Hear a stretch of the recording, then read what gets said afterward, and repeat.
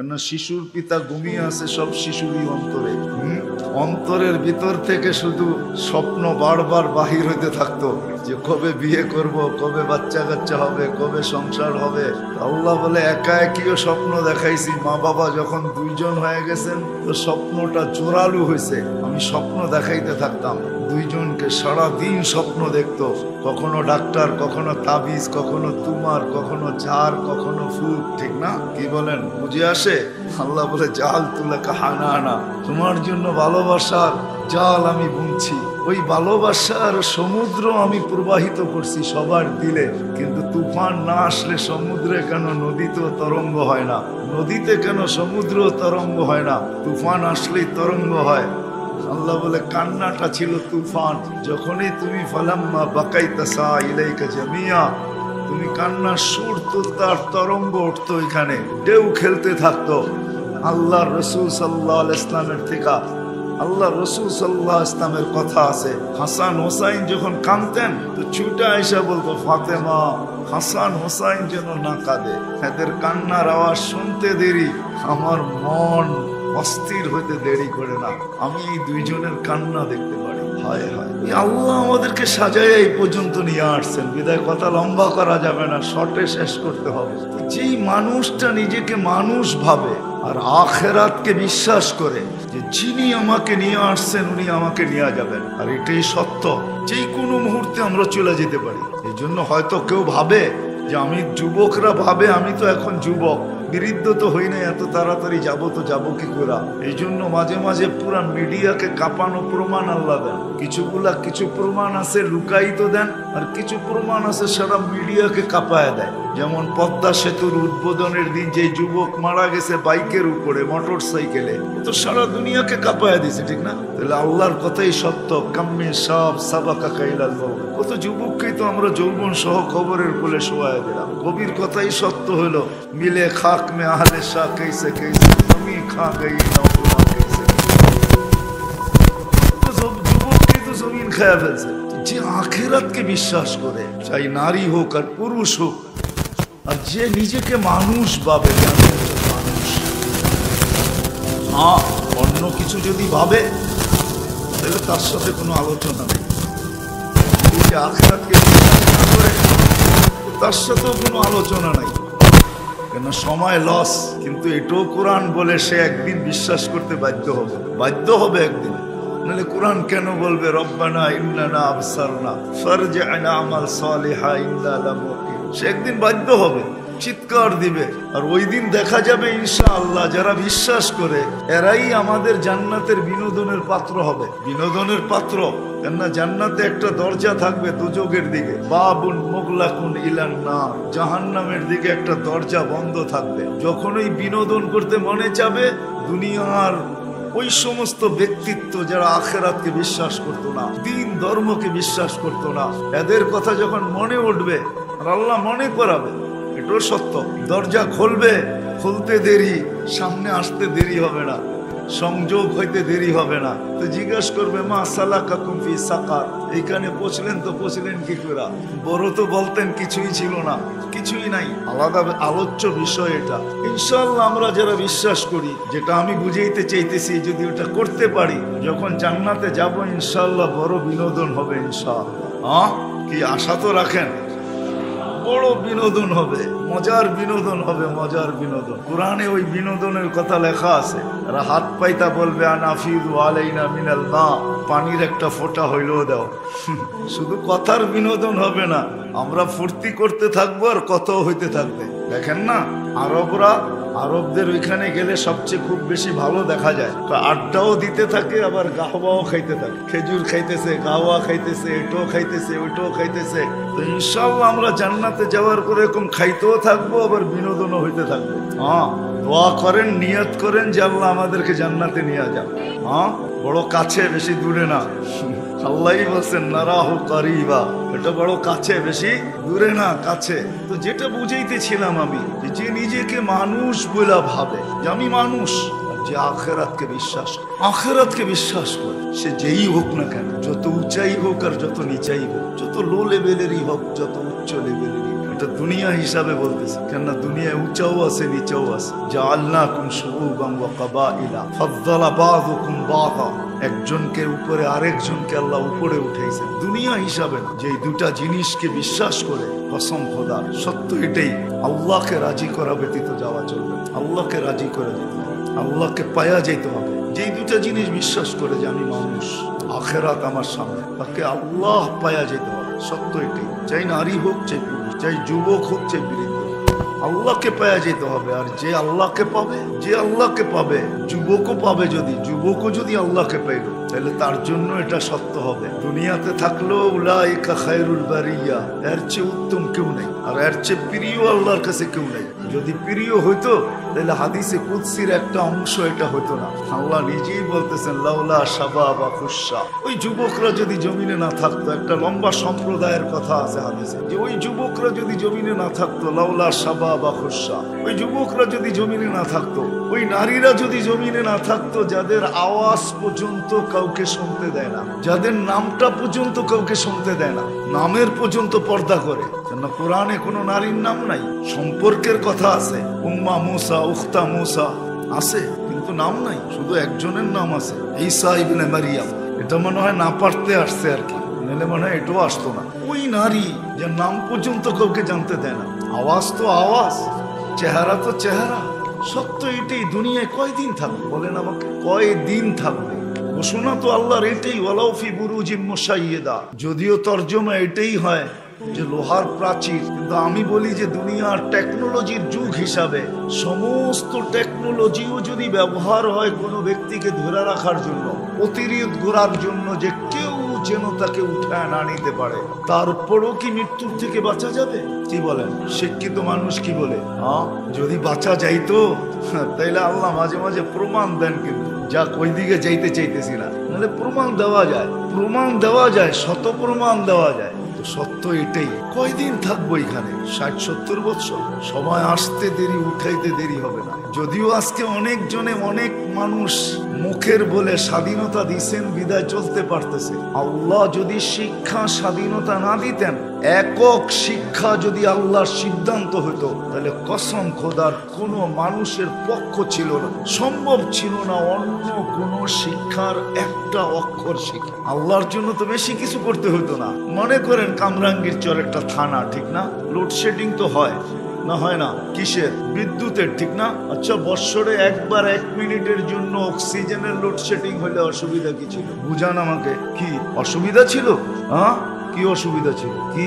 কিন্তু যদি কোনো উন্নত দেশের মানুষকে কামরাঙ্গীর চড়ায় না ছেড়া দেন, উন্নত দেশের, উন্নত ভাবধারার, আর ওকে যদি কামরাঙ্গীর চোর অলিগলি ছেড়া দেন, তো বাহির হয়ে এটাই বলবে যে তোমরা এখানে অক্সিজেন নেও কি করে, ঠিক না? কি রাগ হয়ে গেলেন? কিন্তু বলেন কামরাঙ্গীর চোরের মানুষের কোনো অক্সিজেনের শর্টেজ আছে?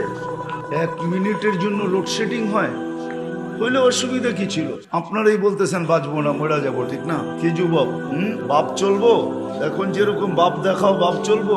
উন্ডায় বসলে তো কোনো কথাই নেই, ঠিক না? বা ঘোড়ার পিঠে বসলে আর কোনো কথাই নেই, ঠিক না? আর যদি পিছে কেউ থাকে তাহলে তো কোনো কথাই নেই, আরো ফুল চার্জ, ঠিক না? রাগ হয়ে গেল? না না, বুঝানোর জন্য বলতেছি। 1 মিনিটের জন্য আল্লাহ লোডশেডিং দেয় না। যাও তুমি উন্নত বিশ্বের মানুষগুলাকে, পুরান ঢাকার ভিতরে আর কামরাঙ্গীর চর আর আমাদের ঢাকা শহরের কিছু গিঞ্জি এলাকা আছে, ওইখানে যদি ঢুকানো হয় তো বাহির হয়ে বলবে আমারই শ্বাসকষ্ট হইতেছে। এরা অক্সিজেন পায় তো পায় কি করে? আল্লাহ তো আজ পর্যন্ত শর্টেজ দিলেন। কখনো কি ভাবছি? বুঝা গেল স্বাধীনতা দিচ্ছেন বিদায় যেই কোনো শিক্ষায় শিক্ষিত হইতে পারি, যেই কোনো পেশায় পেশাজীবী হইতে পারি, যেই কোনো পেশায়। যদি যেই কোনো পেশায় পেশাজীবী না হইতে পারতো, হায় হায়, তাহলে আঙ্গুল উঠাইতে চাই না, আঙ্গুল উঠাইতে চাই না। তাহলে যেই যুবকদের যৌবন আল্লাহর কাছে এত দামি, এক শ্রেণীর মানুষ এটাকে কি বলে, নিশাদ্রব্য বিক্রির মাধ্যমে যুবক জেনারেশনকে কোনোদিন ধ্বংসের রাস্তায় ঠেলা দিতে পারতো না, আর সরকার বাধ্য হয়ে কোনোদিন যুদ্ধ ঘোষণা করতে হতো, ঠিক না? কি বলেন? মাদক আল্লাহর কাছে হালাল? করে না, করে না। কি বলেন, বাড়তেছে না কমতেছে? আল্লাহ যেই কোনো পেশায় পেশাজীবী হতে পারে, সমর্থ থাকলে যে কোনো সোসাইটিতে বাস করা যায়। ডাকায়া শব্দ যদি বলেন তো পাত্তি থাকতে হবে আপনার কাছে, যেই কোনো সোসাইটিতে বাস। চতুর্থ হলো যেই কোনো মত আদর্শে আদর্শবান হতে পারেন, কিচ্ছু বলবেন নাইলে আল্লাহ সাজাইলো, নিশ্চয় অস্তিত্ব দিয়ে আল্লাহ সাজাইলো, আল্লাহ সাজাইলো, আর আপনি আপনাকে পণ্য বানায় দিলেন। পণ্য বোঝেন তো? হ্যাঁ, আপনি আপনাকে পণ্য বানায় দিলেন, এটা কোনোদিন সম্ভব হতো না। আপনি টকশোতে বসে আল্লাহর বিরুদ্ধে বলবেন, আপনি সারাদিন আল্লাহর বিরুদ্ধে ভাববেন, কোনোদিন সম্ভব হতো না। পঞ্চম স্বাধীনতা আল্লাহ দিছেন মানুষকে, যতদিন বাঁচায় রাখবেন ততদিন যা খুশি তা করবেন। 31st নাইট তো কালকে হবে, আজকের থেকে প্রস্তুতি নেওয়া শুরু হয়ে গেছে, ঠিক না? হ্যাঁ, নতুন বৎসর কে দেখাবে? হ্যাঁ, আল্লাহ যদি চায় যে আমি কাউকে দেখাবোই না, কি দেখার কোনো সুযোগ আছে নাকি? হ্যাঁ, কি বলেন? 12টা 1 মিনিটের আগে যদি আল্লাহ চায় যে ঘড়ির কাঁটা 1 মিনিট যাওয়ার আগে আমি সবাইকে ঘুম পড়ায় দিব, পারে? আমি সহজ একটা রাস্তা দেখালাম, 1 মিনিটের জন্য অক্সিজেন আল্লাহ উঠায় নিয়ে যাবে, সব ঘুমায় থাকো, মরবে না কেউ। 31st নাইট যাওয়ার পরে 12টা 1 মিনিট হওয়ার পরে তোমাদেরকে আবার আমি ঘুমের থেকে উঠাবো, তোমরা বলবে 31st night he is gone, 31st night চলে গেছে, এখন আর ফুটা এখনো লাভ নেই। পারে না? পারে না? হ্যাঁ, এক ফোঁটা পানিকে যে এরকম রূপ দিতে পারে, এত সুন্দরভাবে সাজাইতে পারে যে যুবক ছাদে উঠা বসে আছে, পাইলে পাইলাম নাইলে জান দিলাম। কি মনে হয় বোঝো না ইঙ্গিত? হ্যাঁ, পাইলে পাইলাম নাইলে জান। কি গোস্ত আর চামড়ার আবরণই তো, আর তো কিছু না। কি বলো? হ্যাঁ, মেশিন তো সবগুলোই সমান, ঠিক না? হ্যাঁ, শুধু গোস্ত আর চামড়ার আবরণই তো। কামরাঙ্গীর চুরো পাওয়া যাবে। বহু যুবক কবরে আছে, পায় নাই তো লাভ দিছে আর কবরে চলে গেছে, না নাই? হ্যাঁ, এই যে গোস্তের আর চামড়ার আবরণ কে চড়াইলো? হ্যাঁ, তুমি তো ছাদে উঠে দাঁড়ায় আছো, পাইলে পাইলাম নাইলে জান। কি আবার শুধু যুবক না, যুবতীও পাওয়া যাবে, পাইলে পাইলাম নাইলে ওড়না গলায়, ঠিক না? কে সাজাইছে? সত্য এটাই। স্বাধীনতা দিছেন, স্বাধীনতা দিছেন। যেদিন খেলায় জিতছে ওইদিন আমার প্রোগ্রাম ছিল মিরপুরে, পুরো রাস্তা বন্ধ করে প্রোগ্রাম ছিল, পুরো প্রোগ্রাম করতে পারি নাই। মধ্যখানেই তো জিতা গেছে, ঠিক না? কি মধ্যখানেই জিতা গেছে না? তারপরে যা অবস্থা দেখতে দেখতে বাসায় আসছি, আমি ভাবতেছিলাম জমিনটা উল্টায় গেলে ঠিক হয়ে যায়, কিন্তু পরক্ষণেই ভাবছি স্বাধীনতা তো দিছে, উল্টাবে তো উল্টাবে কি করে? স্বাধীনতা তো মৌত পর্যন্ত দিছে, যেমন খুশি তেমন চলতে পারো। পঞ্চম স্বাধীনতা। এই জন্য মেরে দোস্ত, যে নিজেকে মানুষ ভাবে আর মৌত আর আখিরাতকে বিশ্বাস করে, তার উচিত আল্লাহকে পাওয়া, আল্লাহকে রাজি করা, আল্লাহকে খুশি। হ্যাঁ, দুনিয়ার জীবন কেটে যাবে, এটা আমিও স্বীকৃতি দিই। দুনিয়ার জীবন কেটে যাবে, আল্লাহকে না পাইলে দুনিয়ার জীবন কেটে যাবে। আর একটু ভালোভাবে কাটবে, এটারও একটা ইঙ্গিত আছে যে আল্লাহর থেকে যত দূরে আল্লাহর ওয়াদা আছে। দুনিয়ায় ভালো কাটবে, এটা আল্লাহর ইঙ্গিত আছে, ওয়াদা আছে। তামাত্তাউ কালিলান ফাইন্নাকুম মুজরিমুন। এই আয়াত বলে অল্প 60-70 বছর আল্লাহকে তাকে চলতে দিবে, মুজ ফুর্তি করতে দিবে, মন মতো কাটাইতে দিবে, কিচ্ছু বলবে না। আরেক হাদিসের দিকে শব্দ দেখলে বোঝা যাবে, নাযিরুন কাইফা তা'মালুন, শুধু দেখতে থাকবে তুই করিস কি।